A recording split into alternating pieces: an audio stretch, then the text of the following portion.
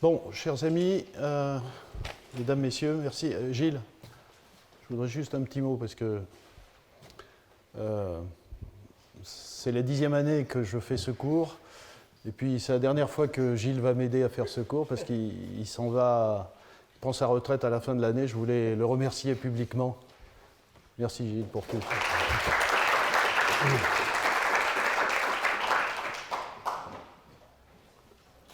Alors, séance un peu particulière. C'est la dernière de cette série de cours. Je vais faire une petite conclusion. C'est aussi la 10e année que je fais ce cours. Et il s'avère que j'ai beaucoup parlé de ces catalyses hybrides. Je vais en profiter pour très rapidement raconter ces différentes années, enfin vous renvoyer d'ailleurs au programme, et puisque tout est accessible sur le site du Collège de France, vous renvoyer à certains des cours qui ont été donnés dans les années précédentes. Et puis surtout, je le présenterai plus en détail tout à l'heure, ce cours se termine avec cette année, donc j'ai eu des invités après chaque cours, et ce cours se termine cette année avec Christophe Copperet, qui est vraiment un des grands spécialistes de cette chimie qui mélange moléculaire et surface et solide. Et donc je suis très heureux de terminer ainsi cette série de séances. Alors, vous vous souvenez de ça, de la catalyse homogène hétérogène à la catalyse homogène. On a parcouru cette année pas mal de choses autour de ce qui est le plus à droite ici, y compris jusqu'à ces sites isolés sur des surfaces. J'ai rajouté ça. Dans la figure originale, il n'y avait qu'un complexe moléculaire, mais évidemment, la catalyse enzymatique, elle est homogène. Et je n'en ai pas du tout parlé cette année, mais comme vous allez le voir, je vais vous renvoyer à des périodes passées dans lesquelles j'ai développé un certain nombre de choses.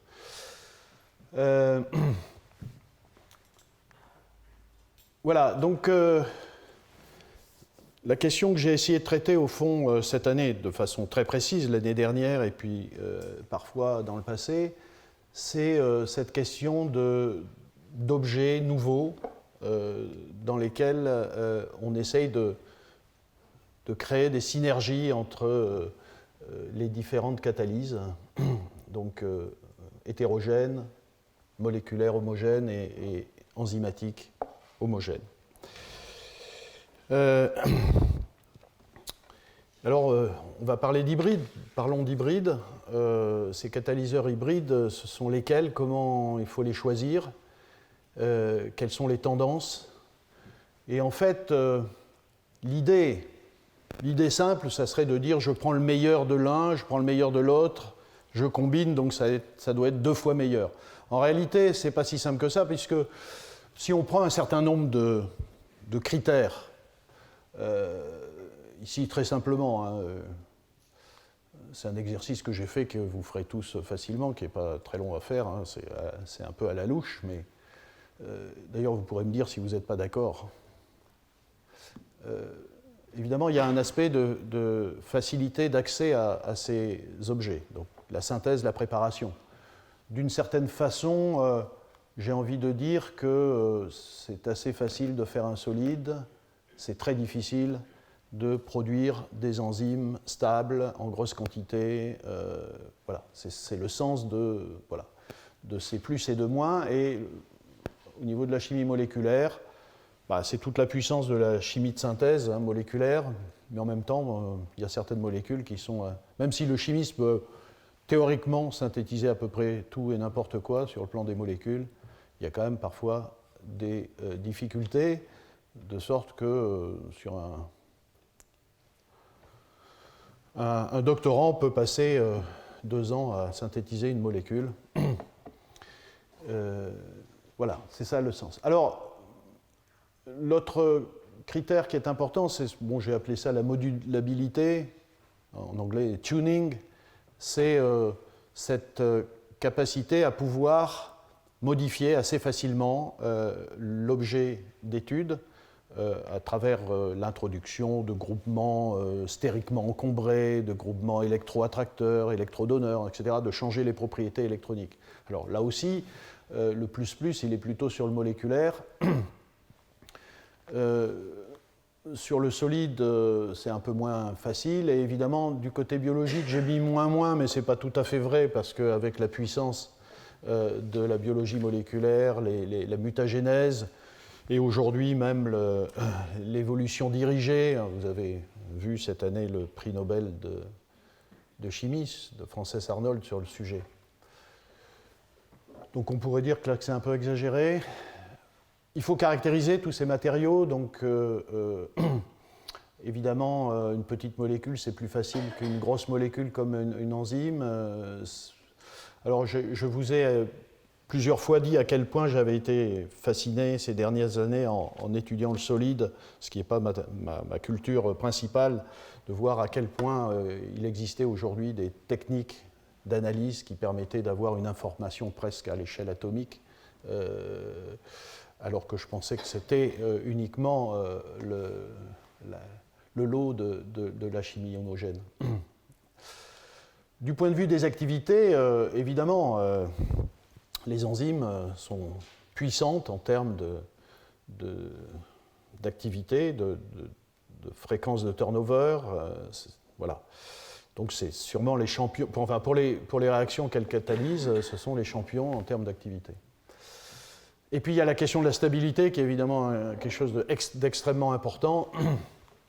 Et là, évidemment, on a un problème avec les enzymes, c'est moins stable. Et en gros, j'ai mis nulle part, j'ai mis plus, parce que finalement, je crois qu'il y a une sorte de fantasme qui voudrait nous faire dire que un catalyseur peut être éternellement stable, ce qui est évidemment pas vrai. Et alors, vous avez un problème avec ce tableau-là parce que la question, c'est finalement, il n'y a pas de plus sur la même colonne. Donc, je vais revenir plusieurs fois sur l'idée, est-ce qu'avec 2 moins, on peut faire des plus? Et là, on est un peu embêté pour savoir ce qu'on doit combiner.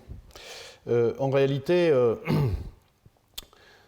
eh bien, je dirais que sur le plan de la recherche purement fondamentale, tout est bon à étudier, c'est-à-dire toutes les combinaisons, et se permettent d'aller voir, pas uniquement sur la base du tableau précédent que j'ai indiqué, qui pourrait nous dire, laissons tomber des plus multipliés par moins, ça fera du moins, donc on ne va pas avancer.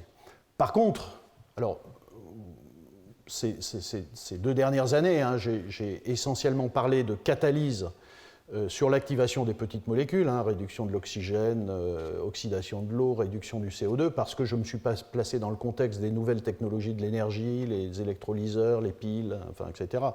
L'intérêt d'écouter aujourd'hui Christophe, c'est qu'il va aussi nous parler de tout un tas d'autres réactions dans lesquelles ces catalyses hybrides peuvent être utilisées. Mais j'ai conclu quand même, et à plusieurs reprises, en dépit de ma culture de chimiste moléculaire, j'ai conclu quand même que lorsqu'il s'agira de construire des électrolyseurs de demain ou des piles, ça sera du solide. À nouveau, je répète, ce ne sera pas des molécules qui flotteront dans l'électrolyte, et même les enzymes, elles seront fixées sur le solide, si c'est des bioélectrodes ou des choses comme ça. Voilà, alors oui, la question c'est est-ce qu'on peut faire... voilà. Alors ça, c'est un tableau complètement aberrant, j'ai mis des plus et des moins n'importe comment, mais en gros, c'est pour vous dire, voilà, j'ai jamais plus au même endroit, voilà, entre X et Y, et l'hybride, je voudrais qu'il soit plus partout, voilà. Donc c'est ça l'objectif. Bon, en réalité, pour le moment, c'est pas atteint, mais c'est la difficulté. Donc,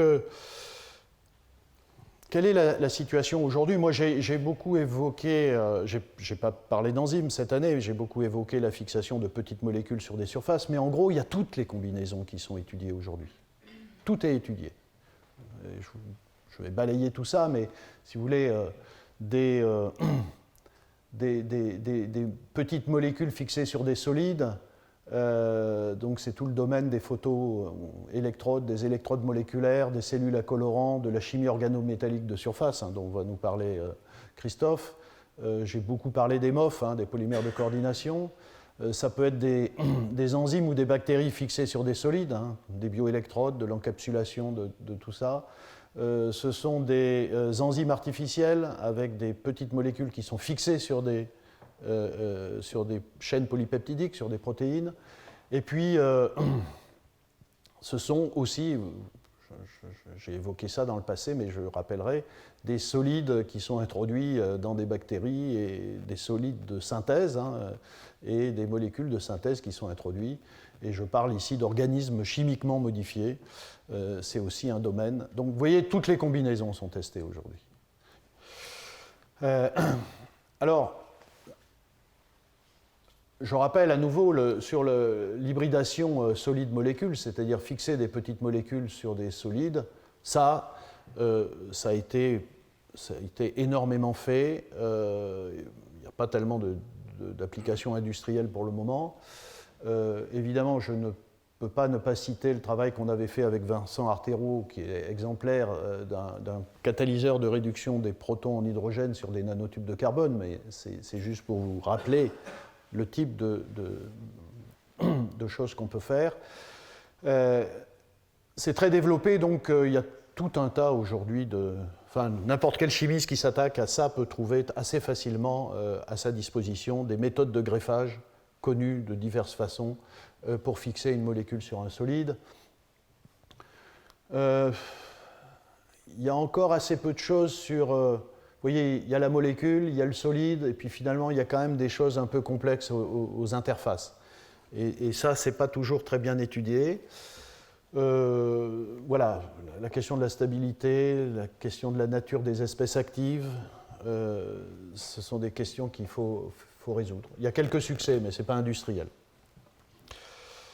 Mais vous voyez, ça peut aller très loin. Hein, voilà, vous commencez à voir aujourd'hui des systèmes complets électrochimiques. Ici, c'est une cellule photoélectrochimique pour le water splitting, pour la décomposition de l'eau, où vous avez aussi bien sur la partie anode que sur la partie cathode, fixés sur des solides, à la fois des dyes organiques, des colorants organiques, des catalyseurs. Ici, c'est du ruthénium pour faire l'oxydation de l'eau. Ici, c'est un autre colorant organique. Ici, c'est un catalyseur pour la réduction des protons. Donc, vous voyez, ça peut aller très loin dans l'assemblage. Je cite aussi ce travail qu'on a fait au laboratoire avec Grégoire Paille, parce qu'il y a énormément de travaux sur les MOF, sur Metal Organic Frameworks, qui sont des matériaux qui permettent d'encapsuler, de fixer tout un tas de petites molécules. C'est aussi un très gros développement aujourd'hui, j'en ai parlé.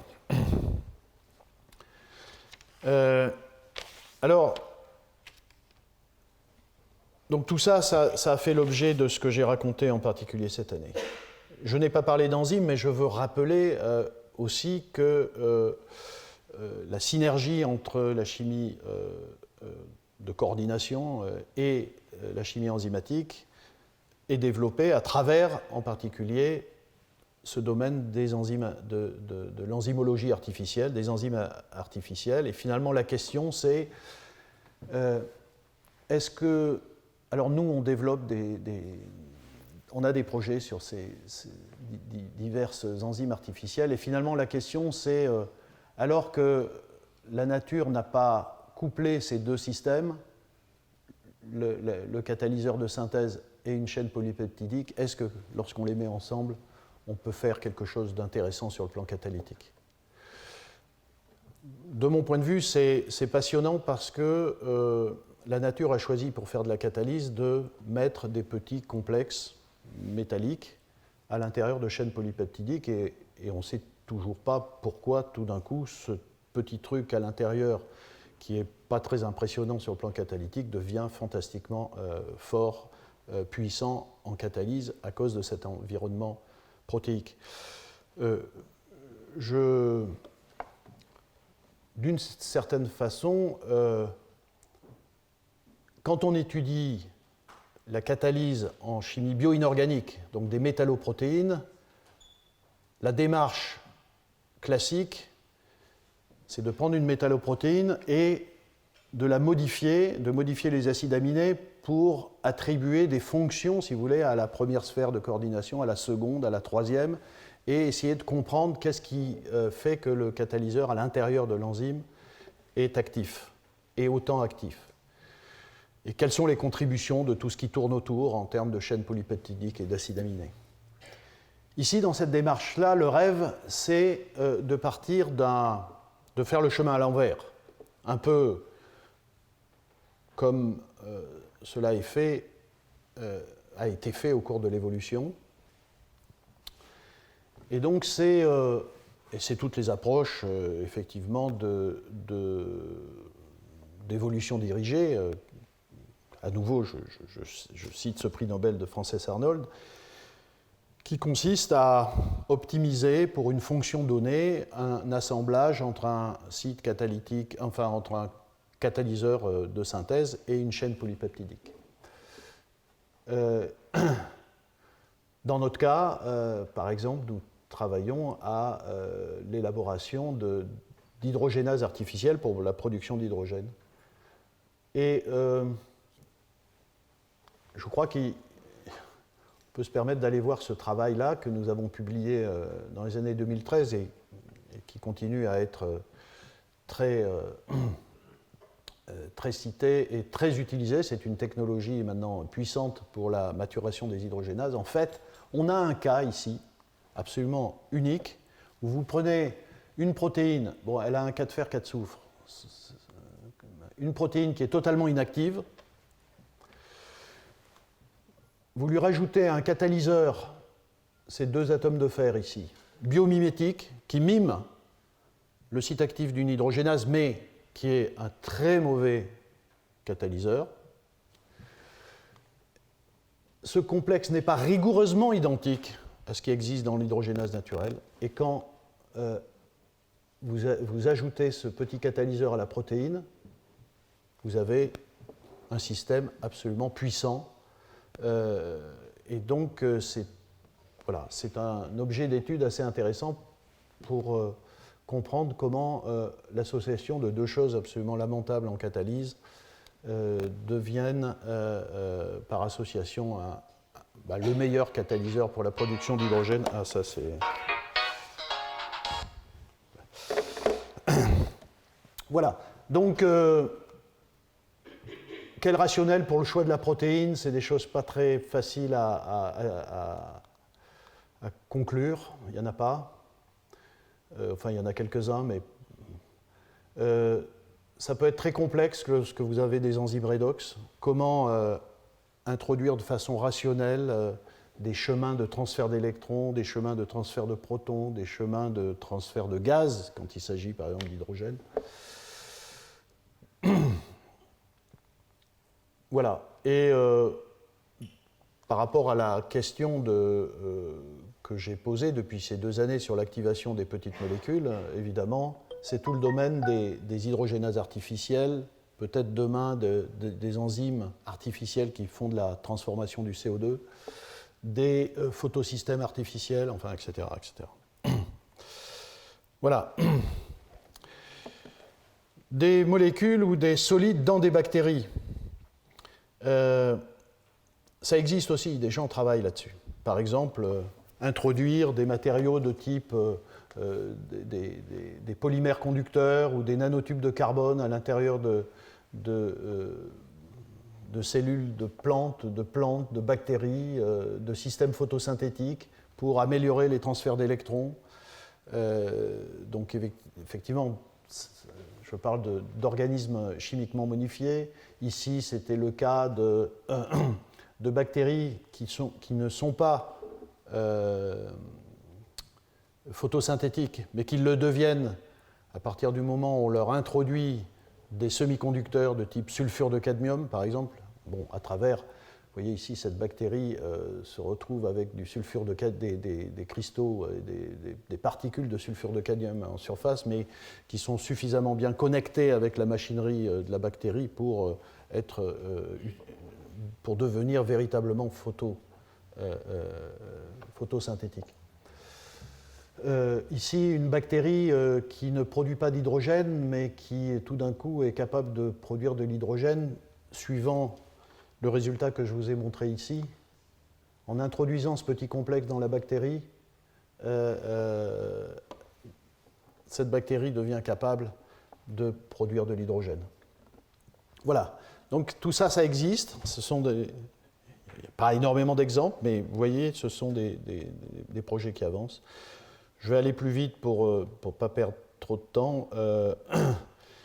Il y a aussi voilà, des bioélectrodes, des photoélectrodes qui sont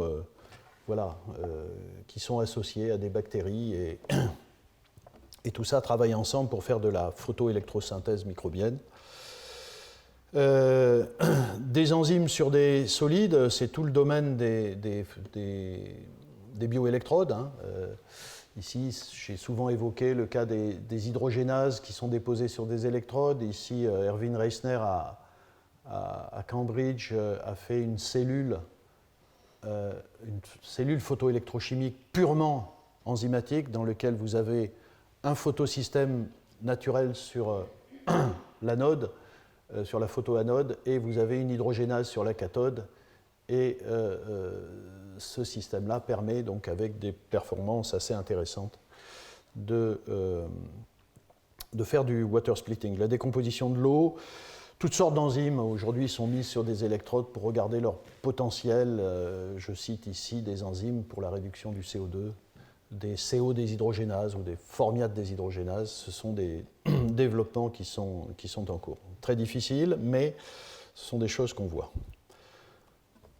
Voilà, donc ce que je voudrais dire, c'est, pour terminer, c'est que pour ceux qui sont intéressés par cette hybridation des systèmes, hein, moléculaires, solides, enzymatiques, évidemment, ce que je mets ici, c'est un domaine sans limite pour l'imagination. Des tas de combinaisons sont possibles, des tas de choses inattendues vont surgir de cette hybridation. La grosse difficulté, c'est que c'est multidisciplinaire, multiculturel. Je l'ai dit plusieurs fois, la tendance continue à mettre des barrières entre les disciplines. C'est vrai dans les instituts de recherche. Je ne vais pas commencer en Suisse, mais clairement en France, ça l'est, hein, avec un CNRS où vous avez un département de chimie, un département de sciences de la vie. Voilà. Et puis si vous êtes classé chimiste, vous n'avez pas le droit d'aller voir du côté des sciences de la vie, inversement, enfin, etc. C'est la même chose dans les universités. C'est d'une certaine façon la même chose très tôt dans la formation dans les collèges et dans les lycées. Et donc, c'est hyper exigeant. Et souvent, on m'a répondu tout au long de ma carrière, parce que moi, j'ai fait de l'hybridation toute ma vie. On m'a toujours répondu si tu es chimiste et que tu veux faire de la biologie, tu collabores avec des biologistes. Alors, en partie, c'est vrai, il faut faire ça, on ne peut pas avoir toutes les compétences. Mais en même temps, j'ai toujours considéré que tout un tas de ces projets que j'ai évoqués ici ne pouvaient pas se faire s'il n'y avait pas au même endroit les compétences et la culture partagées. Et c'est pour ça que depuis des années, je vous parle de systèmes qui ont un lien avec la biologie, même si je suis chimiste. D'ailleurs, je ne sais plus ce que je suis exactement. Mais effectivement, c'est exigeant. Et pour les étudiants, ça l'est aussi, qui sont dans mon laboratoire. Évidemment, certains sont ici. Puisqu'il faut être ouvert à affronter toutes ces cultures. Il y a encore plein de choses à comprendre sur les interfaces, parce qu'on parle d'objets hybrides, mais souvent on décrit c'est un objet complexe, mais on parle d'un élément séparément, puis on parle de l'autre. On essaie de les caractériser, mais il y a quelque chose au milieu qui est un peu particulier, et c'est là que tout se passe. Et souvent, c'est oublié ou peu étudié, parce que d'abord c'est difficile, mais c'est là que se passent les choses. Oui, le bilan pour le moment n'est pas exceptionnel, hein, il faut dire les choses. Il n'y a pas d'enzymes artificielles utilisées dans l'industrie, il n'y a pas de, voilà, il n'y a pas de catalyseur. Même, vous voyez, notre plus bel exemple avec Vincent Artero de ce catalyseur bio-inspiré à base de nickel sur des nanotubes qui est vraiment impressionnant, qui maintenant, moi je ne travaille plus là-dessus, mais Vincent Artero, dans ses derniers papiers, a montré à quel point il les avait améliorés, et c'est vraiment des tout meilleurs catalyseurs pour la réduction des protons et même pour l'oxydation de l'hydrogène. Mais ce n'est pas à l'échelle industrielle. Voilà. Alors, voilà, pendant ces 10 ans, j'ai parlé de beaucoup de ces choses-là, un peu au cours des diverses années. Je vous renvoie, si vous êtes intéressé, à ces années 2011-2012, vous voyez, où j'ai parlé de catalyseurs bio-inspirés de métalloenzymes artificiels, chimie biologique aux biotechnologies. Donc là, j'ai beaucoup parlé d'organismes chimiquement modifiés, de bioélectrodes, etc. Et puis, ces 2 dernières années, donc de façon extrêmement poussée, parce que ça a été sur 2 ans, catalyse hétérogène et activation de petites molécules entre l'an dernier et cette année. Voilà, on a évoqué les catalyseurs moléculaires greffés sur des surfaces, les catalyseurs solides à sites isolés, enfin, etc. Voilà. Et donc, je vous promets, l'année prochaine, je ne parlerai pas de ça. Et je ne sais pas d'ailleurs de quoi je parlerai, mais pas de ça. Voilà. J'avais prévu une demi-heure pour conclure cela, mais pour laisser un peu plus de temps à Christophe. Et donc, je voudrais d'abord remercier Christophe d'être là. Donc, Christophe Copperet est un ancien élève de l'école de chimie de Lyon. Il a fait sa thèse aux États-Unis, puis un postdoc aux États-Unis avec le professeur Sharpless. Vous avez sans doute entendu parler, prix Nobel de chimie pour la synthèse asymétrique, la catalyse asymétrique. Puis après avoir passé une dizaine d'années au CNRS, il est maintenant professeur à l'ETH à Zurich. Alors chaque fois, je te laisserai dire ce que veut dire ETH avec l'accent. Hein. Voilà. Donc voilà, Christophe, c'est un des grands spécialistes mondiaux de cette chimie multidisciplinaire, hein, que j'ai essayé de vous présenter pendant cette année. Donc voilà, avec des nouveaux concepts sur ces interfaces entre chimie moléculaire et chimie du solide.